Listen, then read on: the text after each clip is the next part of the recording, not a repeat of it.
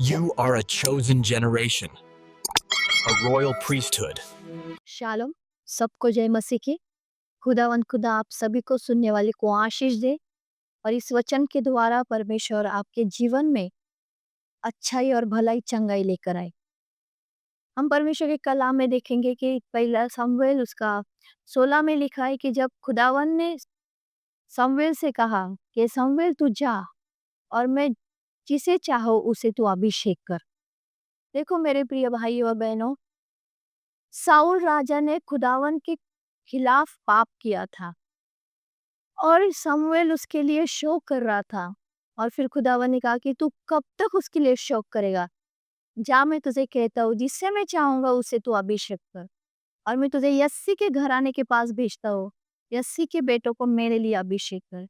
और जैसे ही सामुएल वहां जाने को निकला, उसने कहा कि मैं क्यों कर जाऊं, क्योंकि वो डर गया था कि साउल उसे मार न डाले।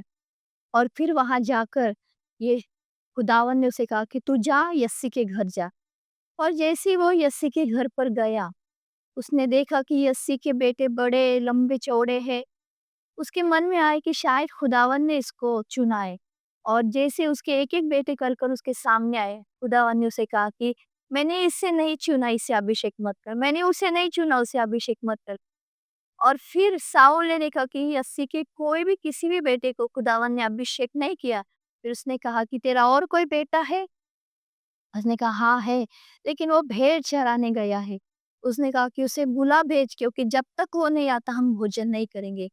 देखो मेरे प्रियो, जिसे प्रभु चुनता है ना, उसी पर ही प्रभु अनुग्रह करता है। जब तक वो चुना हुआ पात्र सामुएल के सामने नहीं आया, खुदावन ने नहीं चुना। और जैसा दाऊद वहां पर आया, खुदावन ने उसे कहा कि इसे अभिषेक कर, क्योंकि मैंने इसे चुन लिया है। मेरे प्रियो, भेड़ चराने वाला एक जवान लड़का था, उसे परमेश्वर ने अभिषेक किया राजा बनने के लिए। साउल की जगह पर परमेश्वर चाहता था कि यही राजा बने, और परमेश्वर से अभिषेक किया। और जैसे अभिषेक किया, झट से वो राजा नहीं बना। उसे फिर एक बार अपने पिता की भेड़ को चराने को लेकर जाना पड़ा।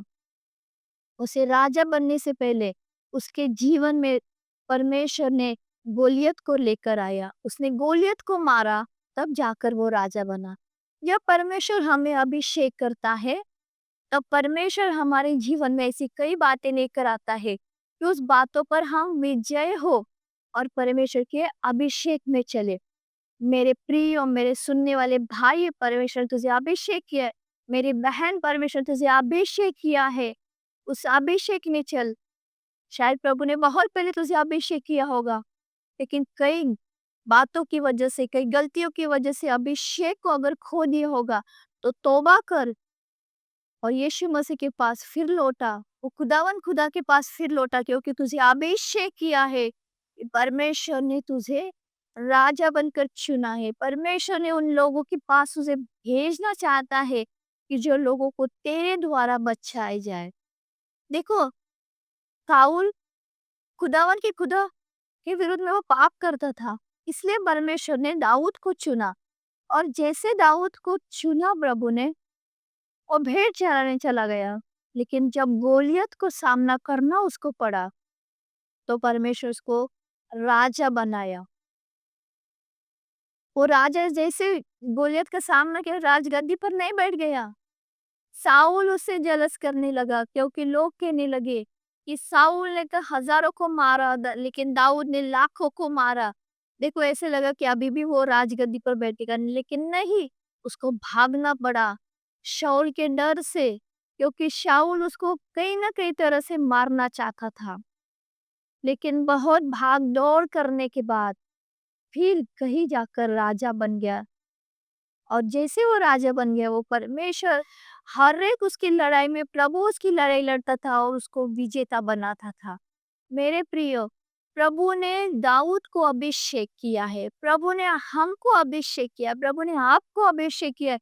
तो अभिषेक में चलने के लिए हमें तैयार होना चाहिए। हमारा जो अभिषेक है, वो हमारा अभिषेक हमको पहचान कर जब हम प्रभु में बढ़ेंगे, तो जैसे दाऊद ने उन सभी लोगों को गोलियत से बचाया। हम भी जब अभिषेक में चलेंगे, प्रभु के इच्छानुसार हम चलेंगे, तो हम सभी लोगों को बचाएँगे, क्योंकि हमको बचाने वाला परमेश्वर ने बनाया है। हम प्रभु के बच्चे जब हम कलाम पढ़ते हैं, लोगों को प्रभु का वचन बताते हैं, तो जो निराश, हताश लोग हैं, वो हमारी तरफ बड़ी आशा भरी नज़रों से देखते हैं कि इनकी तरफ से हमें कुछ तो मिलेगा। और जब हम उनके लिए दुआ करते हैं, उनके जीवन में राहत मिलती है, शांति मिलती है। ऐसी कई गवाहियाँ आपने भी सुनी होगी कि कितने लोगों को जीवन परमेश्वर ने दिया, कितने लोग मरते-मरते बच गए, कितने लोगों को देव परमेश्वर पिता ने क्षमा किया है। उनके जीवन में नई रोशनी लेकर आए, उनके जीवन में परमेश्वर बहाली लेकर आए, उनका जो खोया हुआ था, वो खुदावन को वापस दिया है। शायद आपका कुछ खोया हुआ होगा, प्रभु आपको वापस देगा। अगर आपका संसार टूटा हुआ है, प्रभु फिर एक बार जोड़ेगा, क्योंकि प्रभु ने आपको अभिषेक किया है। और जब हमें अभिषेक किया है, तो हमें अभिषेक में चलना चाहिए। और तुम्हारे द्वारा परमेश्वर ऐसे कितने लोगों को बचाएगा, कितने जवानों को बचाएगा। आज बहुत सारे जवान लतों में पड़े, नशों में पड़े हैं, अपने जीवन को बर्बाद करने में तुले हुए। तुम छोटे बच्चे को बचा सकते हो तुम्हारे प्रार्थना अभिषेक के द्वारा। जो छोटे बच्चे वो टीवी पर दिन रात बैठकर अपनी आंखों की रोशनी कम कर रहे, छोटी छोटी उम्र में बच्चों को चश्मे लग रहे हैं। ऐसा लगता है हमें उन बच्चों को बचा सकते हैं। जो संडे स्कूल की टीचर है, आपको प्रभु ने अभिषेक किया है संडे स्कूल सिखाने के लिए। मेरी यही विनती है, शायद आपको बुरा लगे तो बुरा मत मानना, लेकिन जो अभिषिक्त है, जो दुआ करते, जो प्रार्थना करते, ऐसे लोगों को तुम संडे स्कूल की शिक्षिका बनाओ, टीचर बनाओ, ना कि स्कूल की टीचर है। क्योंकि जो स्कूल की टीचर होती है, मैंने देखा है मेरे जीवन में, हमारे चर्चेस में भी देखा है, जो स्कूल की टीचर होती है, वो संडे स्कूल की टीचर होती है। लेकिन जो अभिषिक्त टीचर होती है, वो बच्चों को जाकर पढ़ाना चाहती है, लेकिन उसे जाने नहीं देते पढ़ाने में। इसलिए मेरे प्रिय भाइयों और बहनों, जो अभिषिक्त टीचर है, उनको संडे स्कूल की टीचर बनाओ, क्योंकि वो अभिषेक में लोगों को बचाएंगे। तुम संडे स्कूल के द्वारा बच्चे को बताओ, युवा मिनिस्ट्री के द्वारा जवान बच्चे को बचाओ, तुम्हारे अभिषेक के द्वारा जो चर्चेस में चल रहे लड़ाई झगड़े को रुका सकती हो, क्योंकि तुम्हें प्रभु ने अभिषेक किया कि जा और घुटने पर बैठ और प्रार्थना कर। जा और मेरे लोगों के लिए दुआ कर। जब हम दुआ करेंगे, तो खुदा हमें हमारी दुआ को सुनेगा, क्योंकि खुदा ने तुम्हें अभिषेक किया है।